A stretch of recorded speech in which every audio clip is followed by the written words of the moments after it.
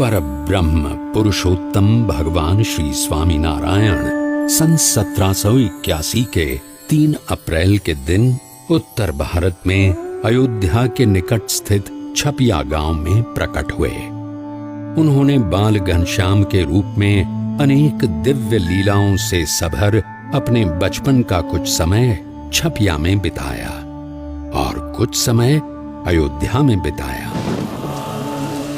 और एक दिन अनंत जीवों के कल्याण हेतु यात्रा करने के लिए उन्होंने रूप धारण किया नीलकंठ वर्णी का।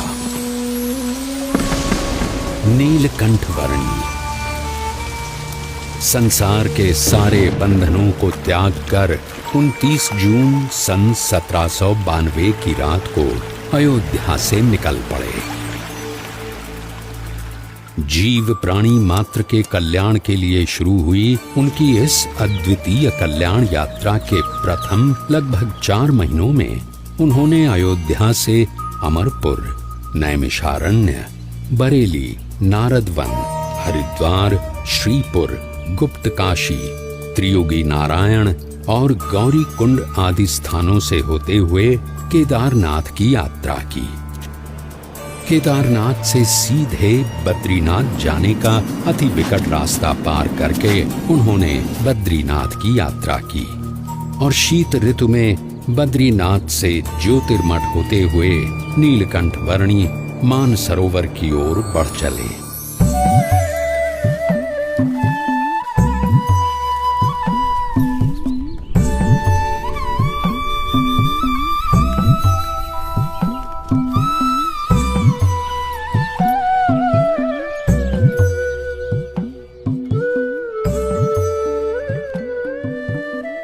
सत्यं वद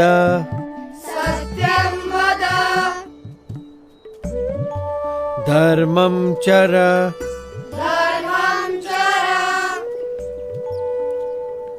सत्यान्न प्रमदितव्यम्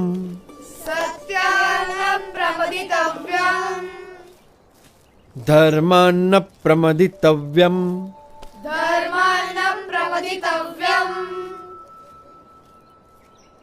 धर्म पालन, अहिंसा, सेवा, यह सब अच्छे मनुष्य जीवन के लक्षण हैं और इसीलिए इन सब सद्गुणों को अपनाते हुए परोपकारी जीवन जीना चाहिए। उसी में मनुष्य जीवन की सार्थकता है।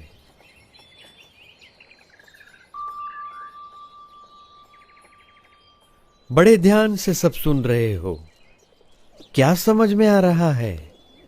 कुछ प्रश्न हो तो जरूर पूछना, झिझकना मत। निस्वार्थ सेवा भावना और सदाचार में कोई बुराई नहीं है, पर केवल सत्वगुणी प्रवृत्तियों से ही जिया गया जीवन परम कल्याण के लिए पर्याप्त है।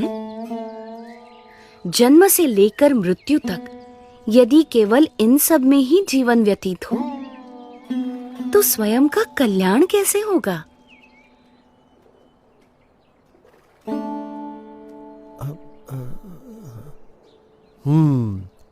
बड़े गुणी लगते हो, विद्याभ्यासी भी लगते हो और तर्क भी बहुत अच्छी तरह से प्रस्तुत कर लेते हो। तो आप ही बताओ, आपका क्या विचार है? मनुष्य को कैसा जीवन जीना चाहिए? ऐसा जीवन जो उस उच्चतम विद्या को पाने के लिए जिया गया हो, जिसे जानने के बाद और कुछ भी जानना बाकी न रह जाए। पर ऐसी कौन सी विद्या है? ब्रह्म विद्या, जिससे अपने अहंकार, स्वभाव, अज्ञान, इंद्रियों एवं अंतःकरण की गुलामी, हर प्रकार के दुख, सारे बंधन, जन्म मरण के चक्कर, इन सब से मुक्ति पाकर आत्यंतिक कल्याण प्राप्त होता है। पर केवल स्वयं के कल्याण के लिए जिया गया जीवन स्वार्थ सिद्धि का पर्याय बनकर ही नहीं रह जाएगा।